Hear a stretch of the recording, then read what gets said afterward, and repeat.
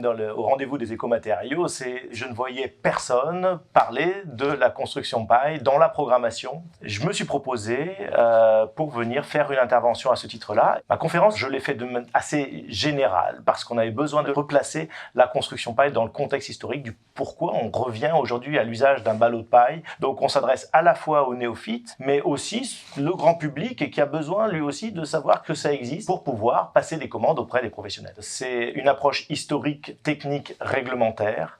Et en même temps, on peut approcher le marché de la construction paille sur toutes les typologies de bâtiments qui ont été réalisés en France et qui pourraient être copiés au Québec. Aujourd'hui, la France est le territoire un peu leader sur le développement de l'utilisation du ballot de paille dans la construction. Donc, la solution d'Accord Paille comme agence pour le développement de la filière construction paille, c'est un modèle unique. Mon travail aussi, c'est de démontrer que c'est un matériau qui est plein de bon sens pour le développement professionnel et pour l'ensemble des bâtiments qui sont à réaliser. Le ballot de paille est très adapté aux climats les plus extrêmes. J'ai participé au groupe de recherche écologique de la baie. Donc c'est un groupe de recherche qui s'applique à trouver des solutions pour répondre aux exigences du climat. Et quand ils ont inventé cette technique d'isolation en ballot de paille, c'est la meilleure technique qu'ils aient pu trouver pour avoir, hiver comme été, 20 degrés tout au long de l'année. Donc la question du feu est assez récurrente parce qu'effectivement on a toujours vu de la paille qui prenait feu, au même titre qu'on prend une feuille de papier, on la brûle comme ça. Mais